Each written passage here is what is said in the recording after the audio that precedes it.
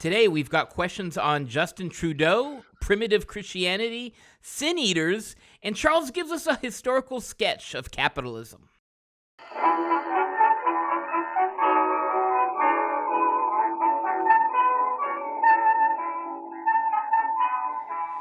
Welcome to another episode of Off the Menu. I'm your host, Vincent Franchini from Tumblr House, here with a candle-lit Charles Coulombe. Candlelit?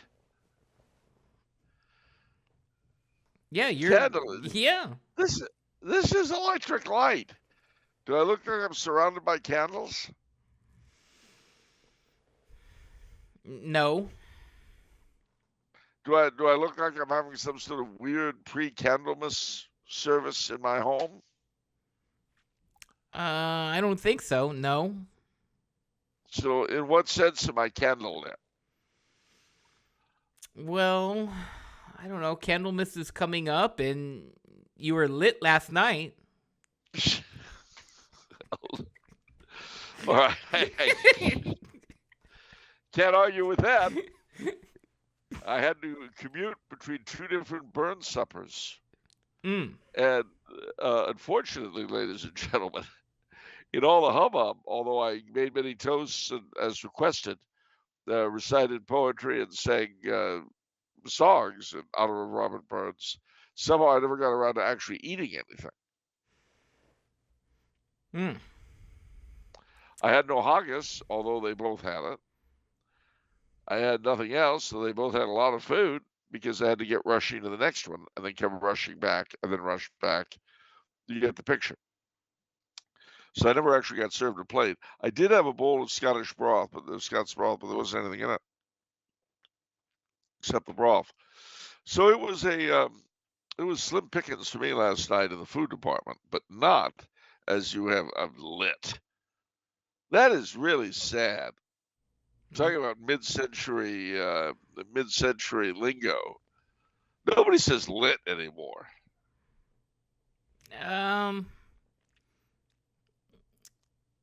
Well, you use very you should talk. You still who says to-morrow?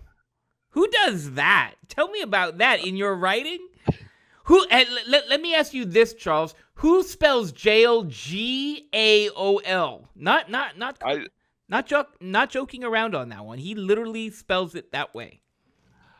That's the way it's spelled. What do you want me to spell it? That's how you spell it, G-A-O-L.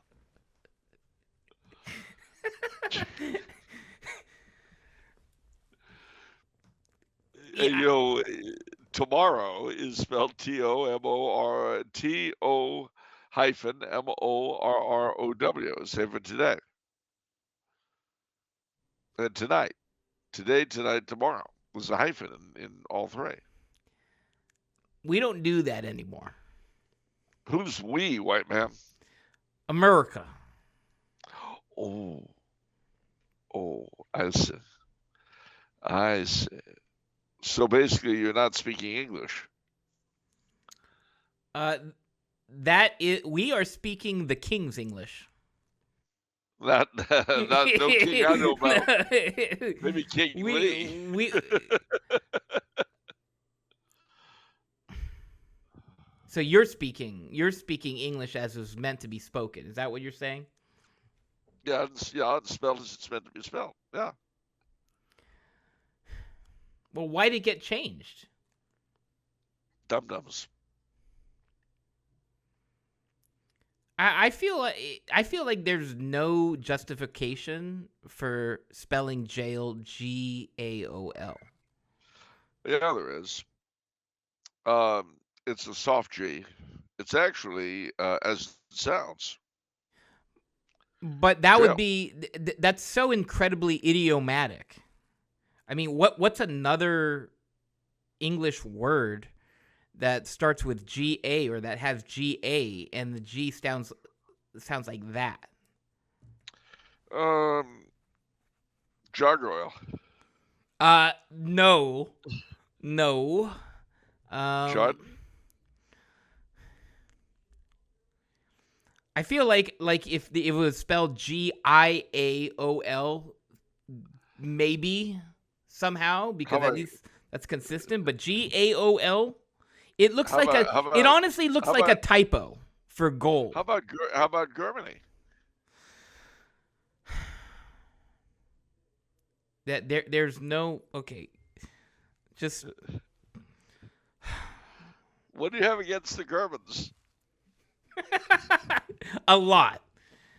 All right, fine. How do you feel about women wearing journals? I don't even know what you're saying anymore. A journal, is what they wear to tighten a up girdle. their Oh, okay. Yeah, a girdle. Yes. Not be confused with the kind of gerbil that people in Hollywood were having trouble with a few years ago. I think I feel like I didn't even list all of your spelling. Oh my what?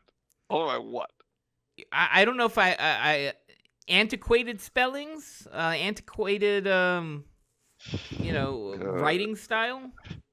Okay, let me explain something just so you'll understand.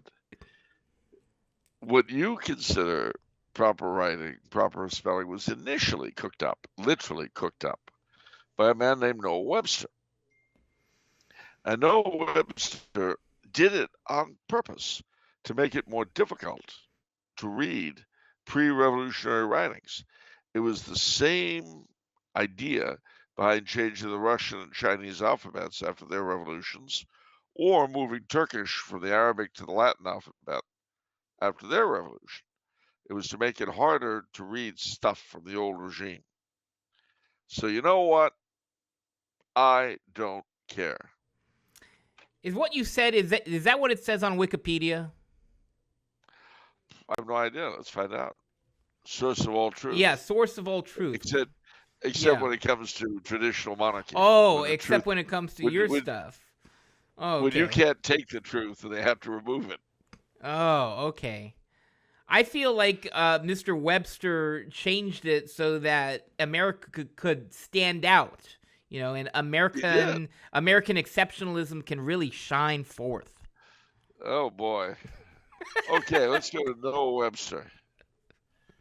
Views on religion, slavery, etc. Dictionary. So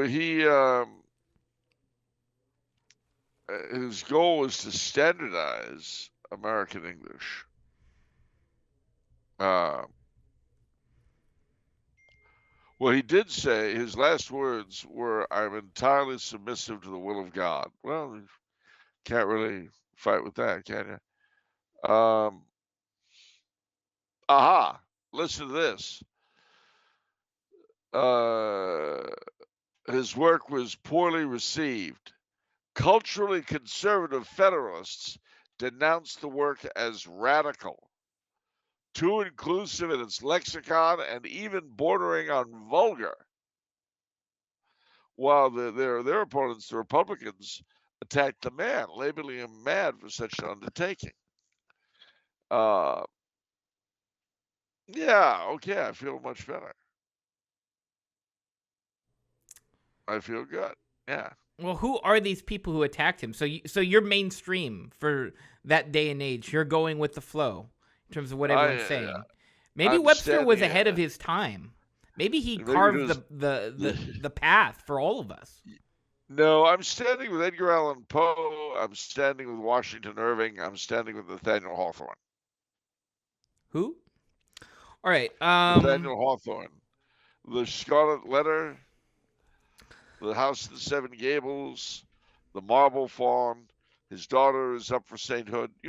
Nathaniel Hawthorne. Okay. I stand with them against the innovations of Noah Webster. So innovations can be a bad thing? Usually they are. I mean, the old saying, if it ain't broke, don't fix it, is worth holding on to. Or the immortal words of Lord Falkland, if it is not absolutely necessary to change, then it is absolutely necessary not to change. Okay. Same goes for shirts. What about shirts? What do you mean? I've worn this one for 17 months. Why? It's absolutely necessary not to change, not till holes appear. Wow. No. Nah. No, no, no. No, no. I do change my shirts every day and my underwear, we glad to know, and my socks. It all gets changed every day. So I'm not an opponent of change simply to oppose change. Not all the time. No, no. I stand four square for whatever it is I stand for. That makes sense. Yeah. So, how's it going? Oh well, it's hard. Last night was Burns night, as we mentioned. Dedicated to the immortal memory of Robert Burns. I will be Tuesday is Charlemagne's feast day. Blessed Charlemagne, so feel free to send gifts. My name day. Wednesday, I've got to go to England because Thursday is the anniversary of the murder of King Charles I by Parliament, Cromwell, and there'll be a day of festivities marking the event. I'm coming back on the 3rd, which means I'm going to miss Candlemas here, which I'm not happy about. But I'll go to Candlemas at the Brompton Oratory. But, it's the end of Christmas, ladies and gentlemen, so be sure to get in on the deal. And I'll have to try to get my St. Blaise Day blessing on the morning of the 3rd. The 1st, of course, is Candlemas Eve. And in keeping with Slovak folk custom, they'll be making a bonfire of carp. A bonfire of carp. Every Candlemas Eve, the Slovaks, they take all the carp that we're into eating at Christmas and have still been in the bathtubs because it's the end of the Christmas season, and they make a bonfire of them. I don't believe that. Okay, what if it isn't true? That is my position. Okay, so what if you're right? What then? What does that tell us? What does that prove? So what? Big deal. What do you got to show for it? Not a lot. You got me there, I guess. Wow, I'm nailed to the wall on that. Yeah, I would say. You have proved nothing. You have helped nothing. You have done nothing with this. And I defy you to show me how this has improved the world one iota.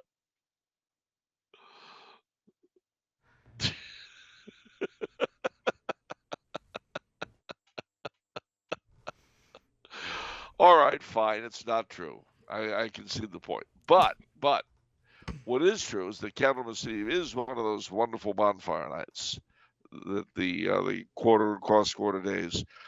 So build a bonfire on Candlemas Eve, tell ghost stories, proper to your place and ethnicity, and then get ready for the big feast of Candlemas and treat it as one, because the end of Christmas. Candlemas Eve, you're supposed to take down the remaining Christmas decorations and burn them in the bonfire. So here are two poems, Robert Herrick for Candlemas Eve, and they start out similar, but one is much smaller than the other, and they have somewhat different points. The first is called Ceremonies, plural, for Candlemas Eve. It's the longer one. It's called Ceremonies for Candlemas Eve. Down with the rosemary and bays, down with the mistletoe. Instead of holly, now upraise the greener box for show. The holly hitherto did sway, let box now domineer, until the dancing Easter day or Easter's Eve appear. That youthful box, which now hath grace your houses to renew, Grown old, surrender must his place unto the crisped yew. When yew is out, then birch comes in, and many flowers beside, both of a fresh and fragrant kin, to honor Whitsuntide. Green rushes then in sweetest bents, with cooler oaken boughs, come in for comely ornaments to readorn the house. Thus times do shift, each thing his turn does hold. New things succeed as former things grow old. But the ceremony upon Candlemas Eve, singular, goes down with the rosemary and so, down with the bays and mistletoe, down with the holly ivy all, wherewith ye dress the Christmas hall, that so the superstitious find now one leaves branch there left behind. For look, how many leaves there be neglected there, maids, trust to me, so many goblins shall ye see. So now you know. Very good. And then after Candlemas, St. Blaise Day, the 3rd, the blessing of the throats. And it'll be for the Southern Italians and the Austrians and the French and the people of Louisiana, a lot of other places, Carnaval, Mardi Gras, the season of Septuagesima, Pre-Lent, Shrovetide. It'll be time to celebrate all the way up to the stroke of midnight, Ash Wednesday. Yeah, Ash Wednesday is later this year. I'm very grateful. That was a weird one. Was it last year where Ash Wednesday was the same as Valentine's Day? That was weird. I didn't like that. It sure was. Well, I remember you had trouble because you took your wife out to a really expensive tuna casserole. We don't go there, Charles. We don't go there. We could still go to Mother Moo. Well, that's actually true. That's a good idea. But yeah, that's not a concern this year. Thank goodness. No. All right, so a couple things to mention, some housekeeping to do here. We are really low on questions, actually. So all you patrons and non-patrons, send in the questions. And they're probably going to be asked unless there's some weird problem with it. So yeah, we're gonna do that for a limited time only. Questions from non-patrons. That's right. That's very true. In absence of a lot of questions, we're just gonna kind of deal with current events. Charles felt that that's the way to go, and that's what we'll do. So it's kind of like the really early episodes, episode 1, 2, and 3 of Off the Menu. It's like back in those days. It's like a time warp in that sense. Going back to our beginning, I can remember doing the time warp, drinking those moments when the blackness would hit me and a voice would be calling, let's do the time warp again. Yeah, see? I remember those days. And I can promise you, we'll have a special section called clickbait. And I will offer the most bizarre, incredible, out of my head commentary on a particular news item. And you'll know that that's the correct one. Everyone else will have their other views, whether you're a still dealing with the legacy media or you're totally, trapped in the online disinformation or whatever it is. I will offer on that single point every episode a judgment so crazy that you'd have to be brain dead to take it at face value. Clickbait. I'm interested. I'm in. Sign me up. All right. You don't have a choice. I don't have a choice. You know what we call a captive audience. You got official victim status. I mean, you're stuck with this garbage. Oh, man. I mean, they can turn this off, and go back to polishing their shoes, but you can't do that. Yeah, I've got Stockholm syndrome. Well, that is sad. Gosh, that's sad. Little did you know. Little did you know. Codependent Playhouse.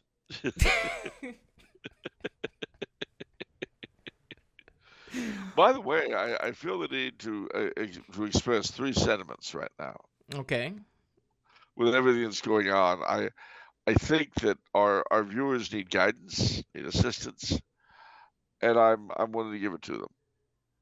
Oh, thank you. So, yeah, you ready? You ready? All right. One day at a time.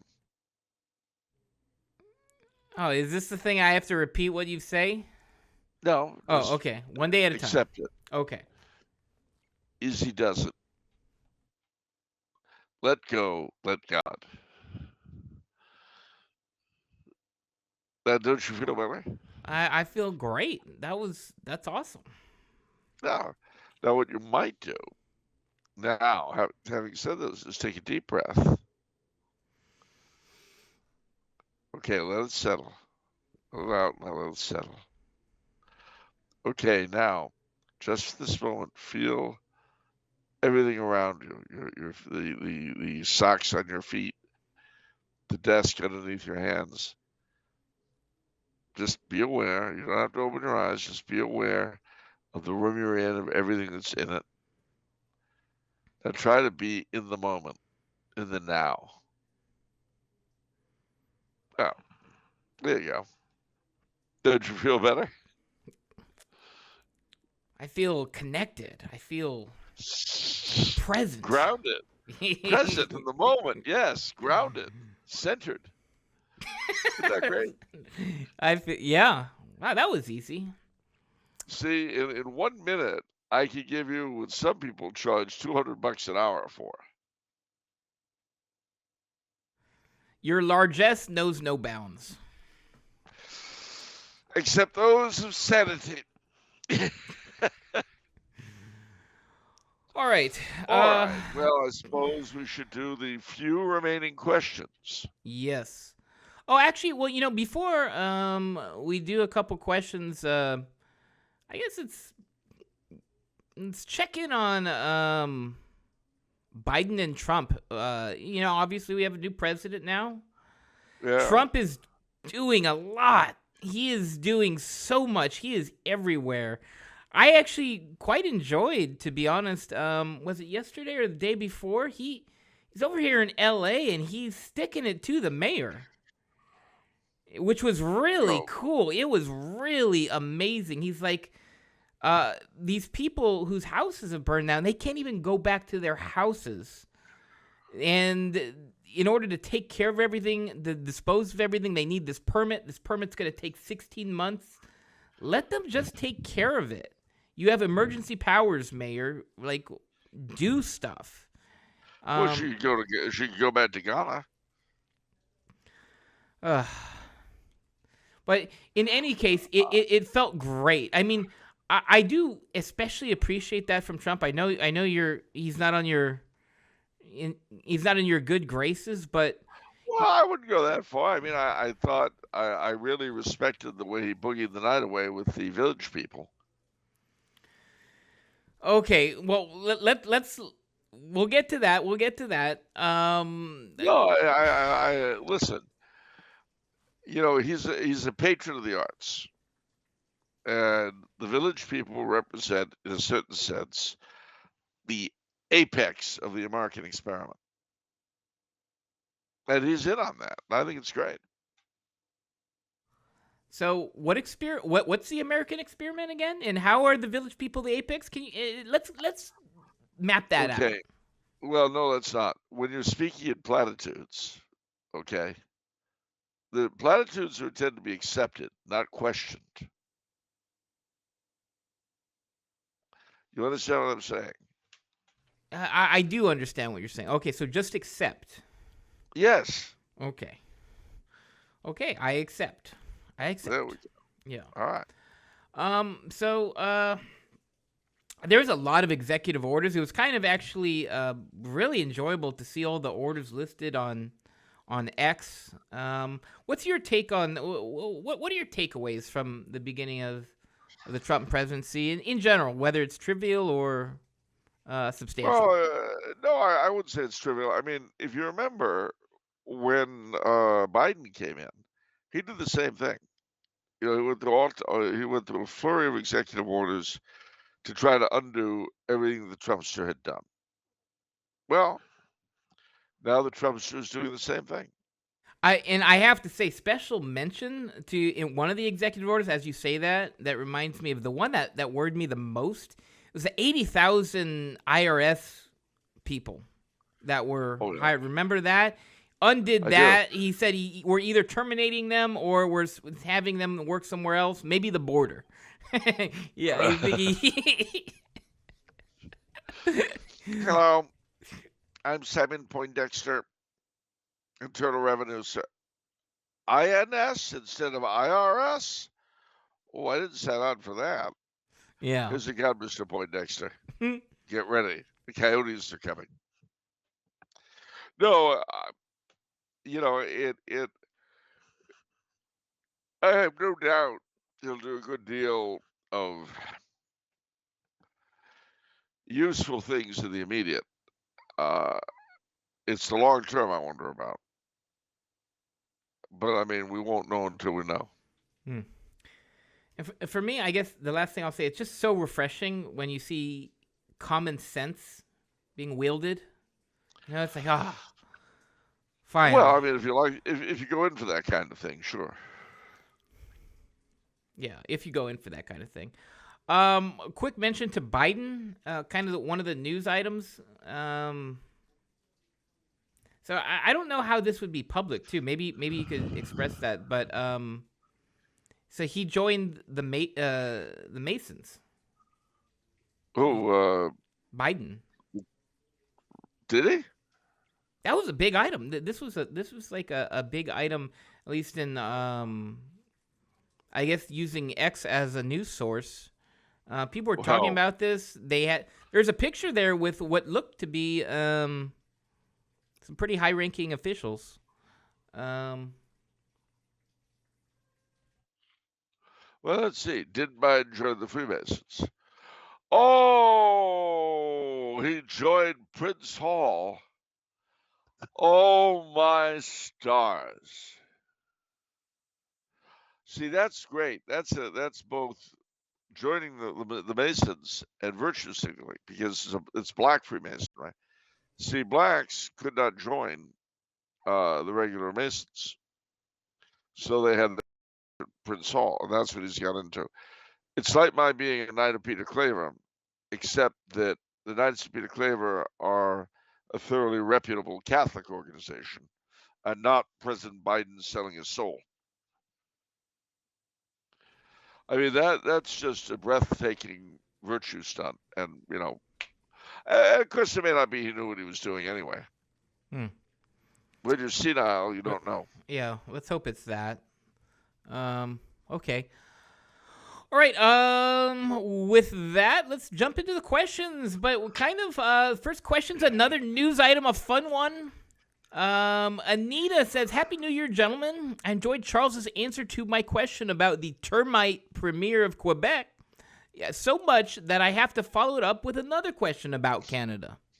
What are Charles's thoughts on the resignation of his all-time favorite Prime Minister of Canada, and what it means both for Canada and in the bigger picture?" Well, obviously, my initial reaction, being rid of that little piece of garbage, you know, normally I'd be ecstatic if the little pile of garbage had been, you know, removed through normal standards. However, I think in the long run, this particular dismissal, even though it's a piece of garbage that, you know, no decent person would have anything to do with, it's a bad thing. So what actually happened? So it wasn't a simple resignation. What actually happened here? Well, what happened was that it was made obvious by President-elect, not even president, but President-elect Trump, that if Trudeau didn't take his rotten little derriere out of the Prime Minister's office, that we were going to put the squeezes on Canada economically. And rather than, go through all that, the little piece of garbage picked up its purse and left. Well,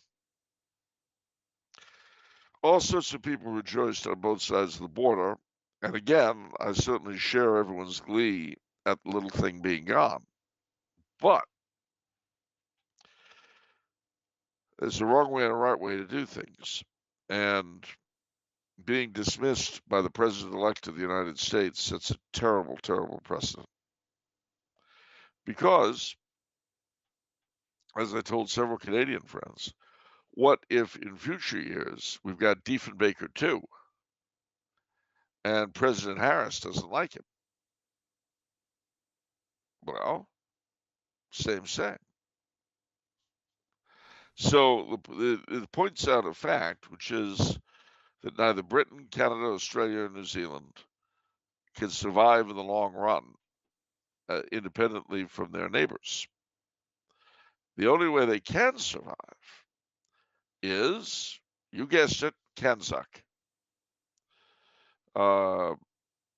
There's no other way. Because if they do not hang together, they shall hang separately as portions of their neighbors. And I know it's a hard saying, and I know this, and I know that, and blah, blah, blah, especially for my brethren of French-Canadian ancestry. I know, I get it. But ultimately, one has two choices: the British connection or American absorption. There's no third way.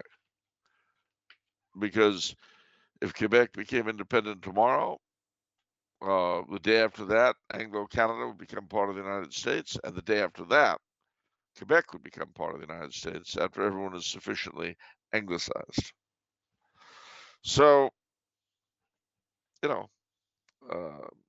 that's why, although I'm happy that the worthless scumbag is gone, I don't like the way it happened. Your long-term view is a real buzzkill. Can't you just take the win? No. No. I mean, the problem with the modern mind is that it doesn't have a memory longer than 3 seconds and foresight of about the same amount. Well, joking aside, now that you said some really interesting things there in terms of the option, it's United States or CANZUK, and my money personally would be on the United States on that one, no? As things stand, yeah, because I mean, you've got in Britain as Prime Minister, you've got the worthless Sir Keir Starmer, who is sort of the fascist version of Trudeau. All the limpness combined with a militant nastiness. Just a useless waste of space is Sir Keir Starmer. And then you've got the Australian and New Zealand prime ministers who their own. I mean, the New Zealand guy, even though he was not the prime minister during COVID, their government allowed and admitted that people were dying from the COVID vaccine. All right, so far so good. But then he turns around and says, but it was a voluntary vaccine. Nobody was forced to take it. Well, only people who wanted to keep their jobs in certain sectors, both private and government. Saying something like that is so bloody disingenuous. It scares. So, number one, to work, in my humble estimation, CANZUK would require two things. One is, and this is by far the less likely, a somewhat elevated political class who aren't moving morons. And then, I mean, if you can't get that in continental Europe or the United States, it's hard to come up with it in the CANZUK countries. But beyond that is a structural thing, and that is that to work, to succeed, CANZUK would really require a couple of things. One is the monarch would have to rule as well as reign in the sense that our president does. because otherwise, A, it would be very unwieldy, and B, the crown is the biggest glue that they have holding it together. But the crown, as it stands, is too weak to do that. And as part of it, you would have to have a common military and diplomatic service. Uh, and as is the case today in all four nations, the oath is taken by the military to the king, not to the government. Well, these things would have to become real as opposed to uh, polite fictions. And that is very hard to imagine happening, not least because the powerlessness of the monarchy is based upon the very settlement that called it into being, 1688. So you'd have to have a relatively large, either a relatively large number of people in general, or a particular group of people with push or the military, who, for the sake of saving all four, would bring about such a change. And that would be very hard to do,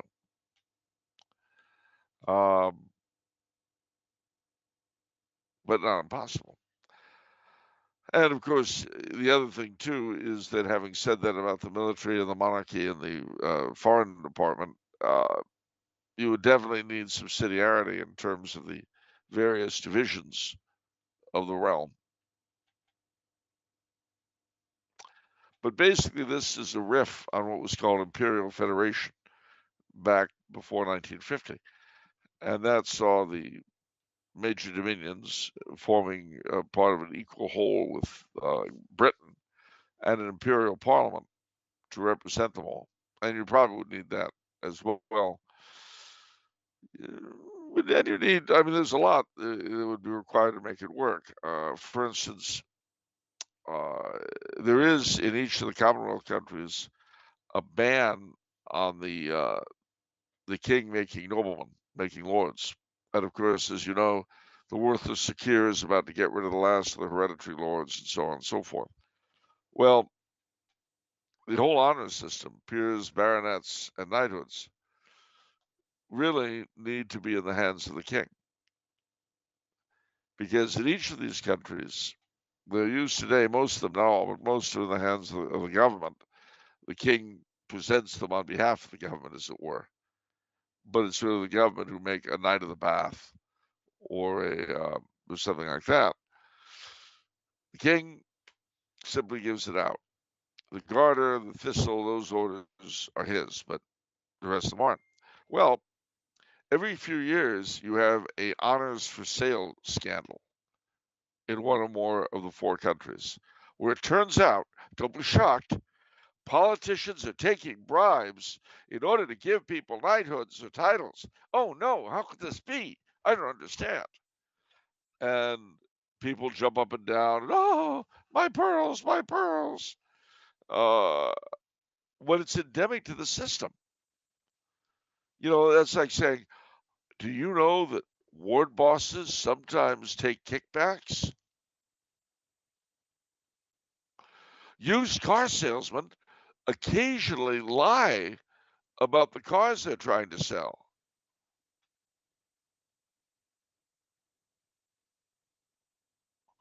Well, politicians sell honors for money. Now, you take that away from them, you put it in the hands of the king. What does it mean?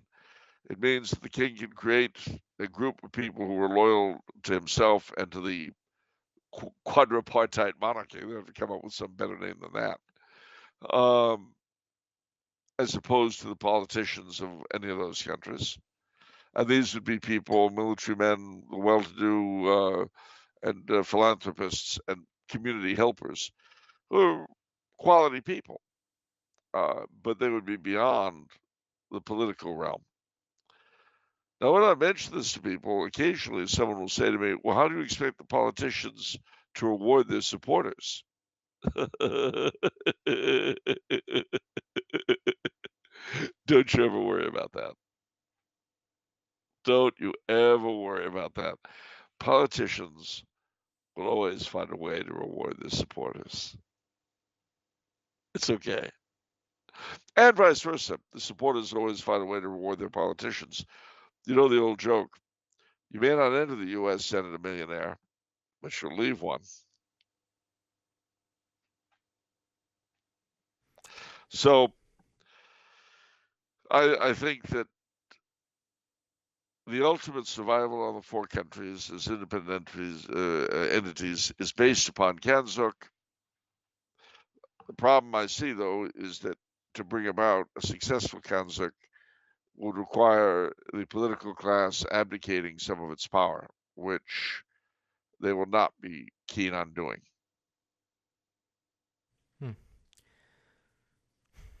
But because we were talking about short-term versus long-term thinking and Trump's move there, and so I was wondering, to what extent is it a long-term strategy by the government of the United States to sort of absorb Canada, sort of almost as like a manifest destiny, but just north now?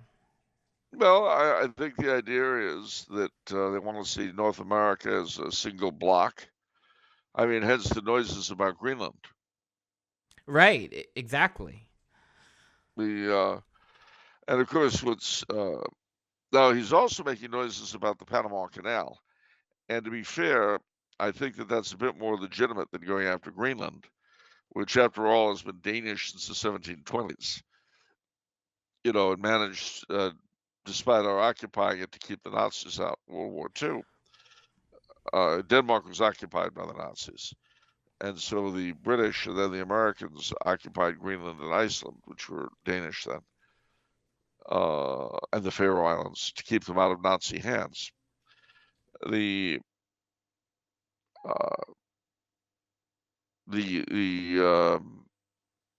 second, with the exception of that, those areas have had an independent existence.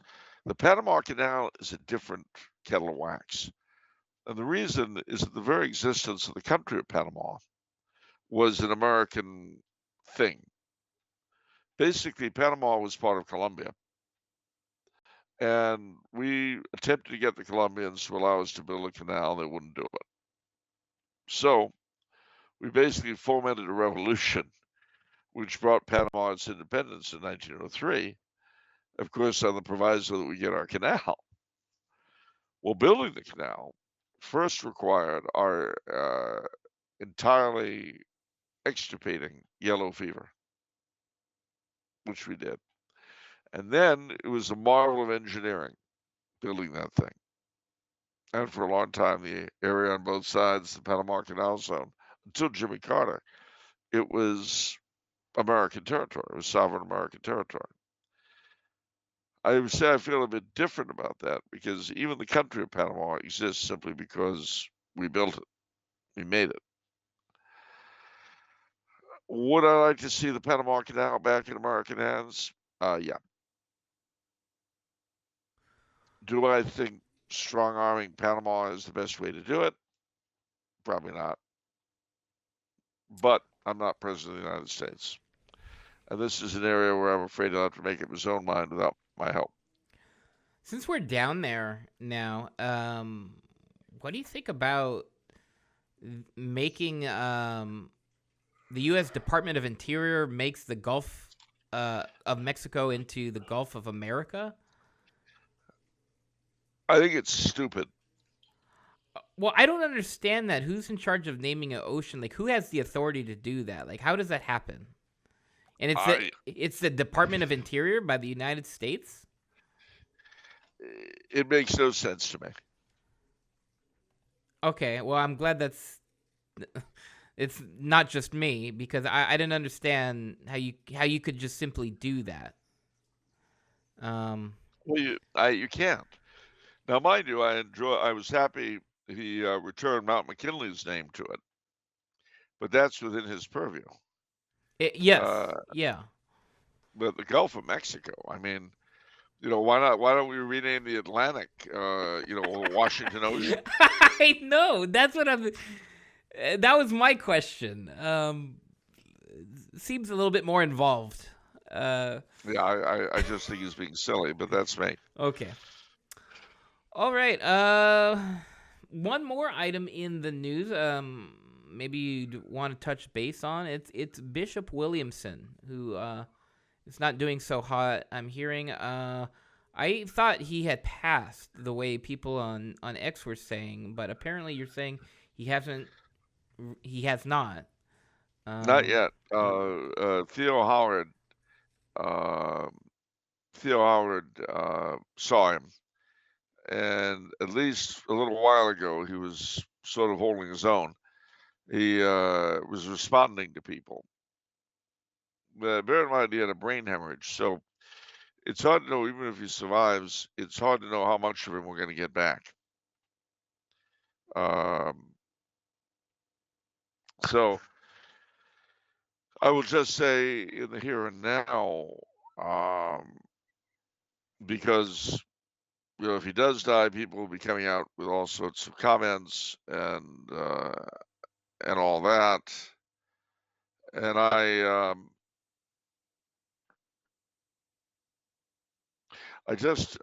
want to make a few things clear. I think I've known Bishop Williamson since 1986, before he was a bishop. Now, while I don't agree with everything he's said or done, he's a very fine man, one of the finest I've had the privilege of knowing, despite our various disagreements. And,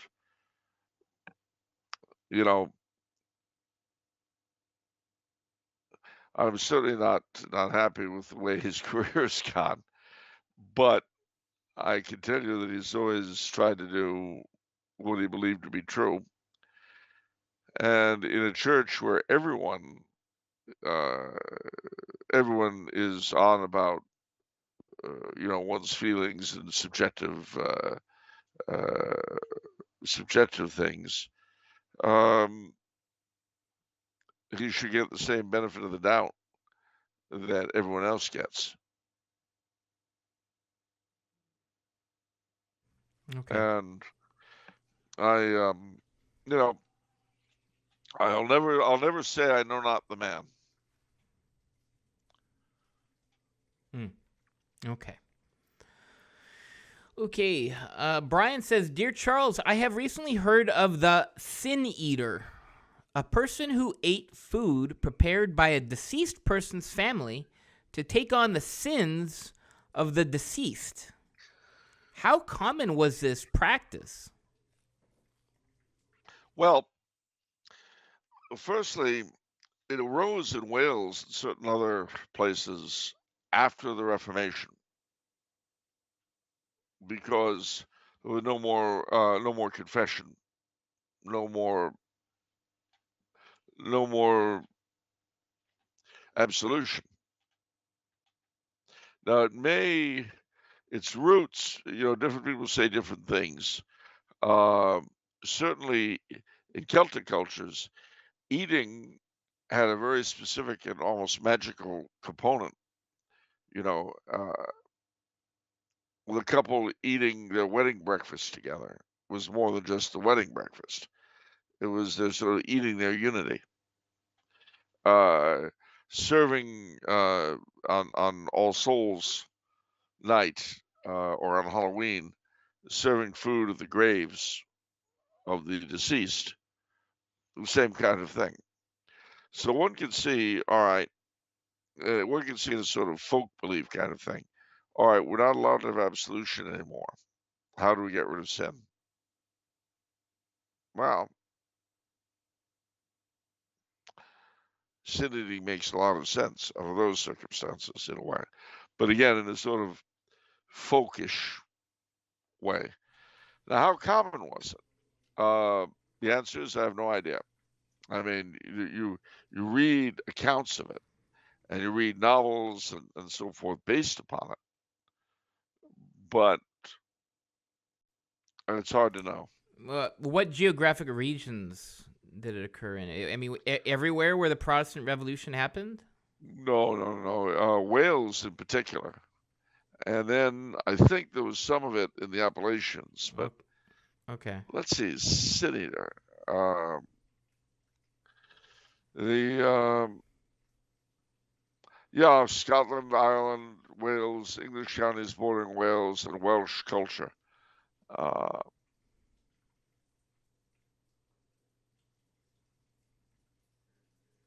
Yeah, it's particularly Welsh.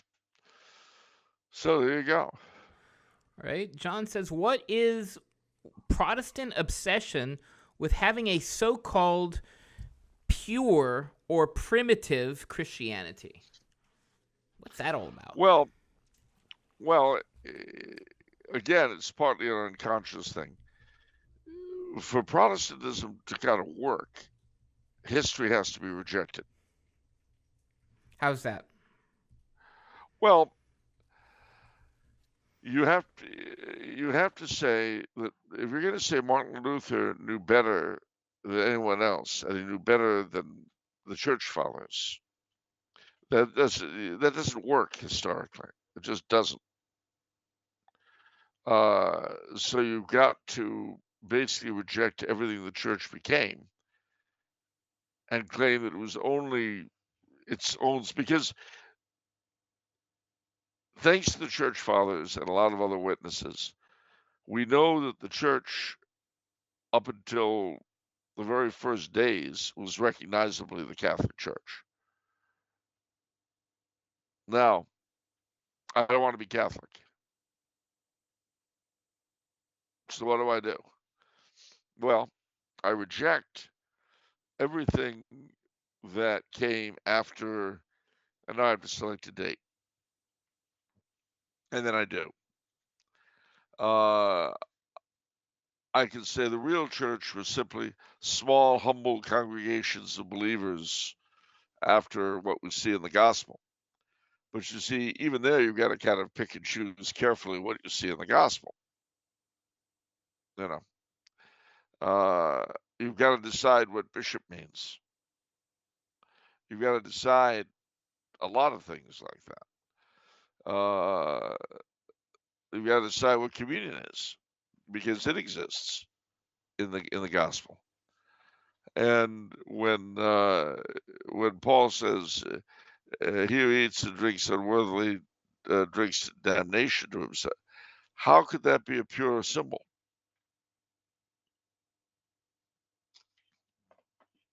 So you've got to carefully reread it. And basically, what you want is a Christianity that's a good old Bible Christianity. Just the way, just a few believers. So you've got as many interpretations of that as there are low church Protestant sects. And you've got the Plymouth Brethren, for whom there can be no churches per se. They meet in homes because they say, well, that was the way it was done in the early church. Now, of course, part of the problem they have is that a lot of what was done in the early church was not done because it was intrinsic to Christianity, but as an emergency measure due to being an outlawed organization. And that's very hard, because I'm going to say, well, in the early church, they didn't baptize infants. Well, they did if they were in danger of death or if the families were arrested. It wasn't the norm, but they did do it. And basically, what that represents is a rejection of the Holy Ghost's action in the life of the church.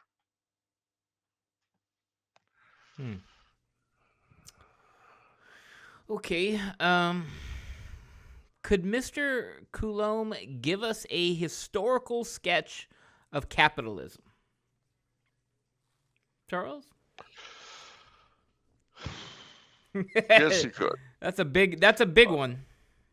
Well, it is. It didn't happen all at once. I mean, basically, capitalism as we know it although it was prefigured by different things with the coming of the before the Protestant Revolt, the growth of a money economy, and all that. Where it really took off was with the overthrow of the limits on usury placed by the church, because the heart and soul of capitalism is lending an interest. And as time went on, any kind of regulation of capitalism, of business, like the guilds provided, that was seen as a limit of capitalism. So the guilds were broken at different times, starting with the French Revolution and varying from country to country. Breaking the guilds was seen as modernizing. And capitalism and Protestantism were very closely tied to each other for a long time. There's a book by the late, great R.H. Tawney called The Spirit of Capitalism, and he talks about this. And this is Bellick and Chesterton's analysis as well. So capitalism then really got a jump with the what do you call it? With the where my mind's going. It really got a jump with the Industrial Revolution and the all of it. All of it was the what's the word? It was like a turning wheel, a growing snowball. As it goes down the hill, it gets slower and slower, like bigger and bigger, like in the cartoons. So you get to the 19th century, and the factory system, not just the factory system, but also the explosion in technology and inventions, in steamships, in trade. All of this contributed to the growth of capitalism. Now, several things occurred. One was that because the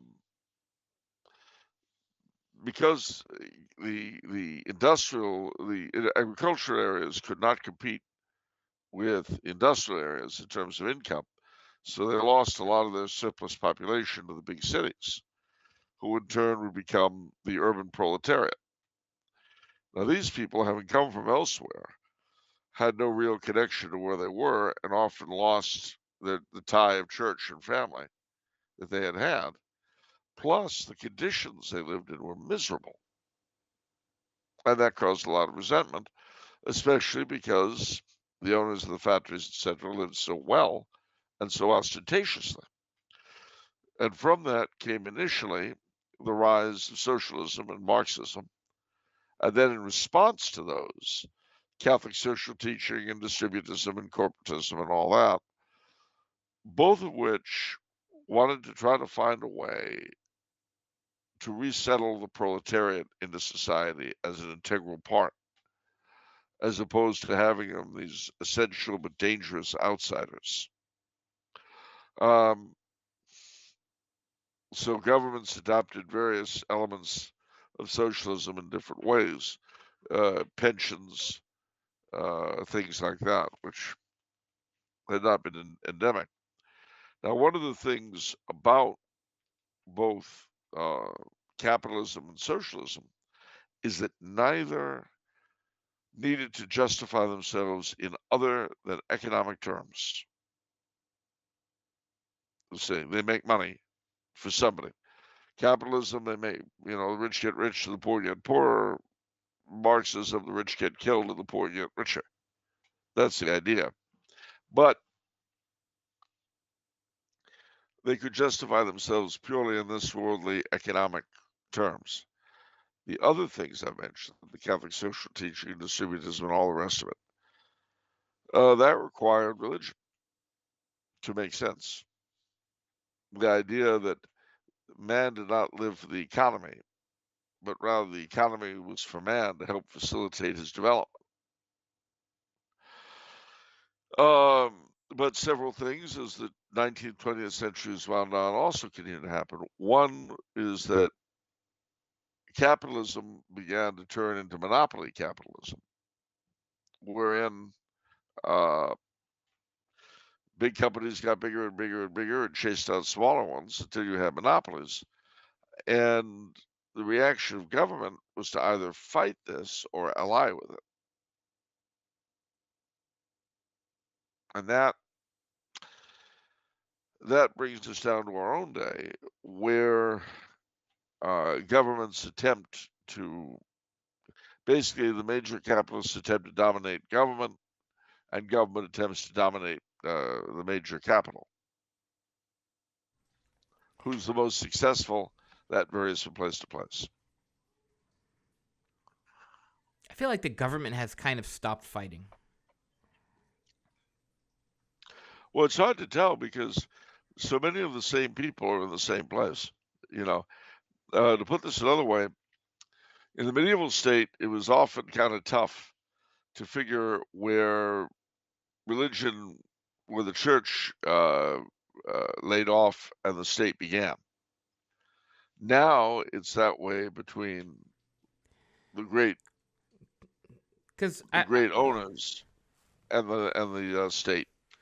Because I feel like with power so concentrated, it's easier for the government to have access, rather than it being super decentralized. For example, social media, right? You had Zuckerberg talking about. I don't know if you saw some of the clips from the Joe Rogan interview, which was fascinating.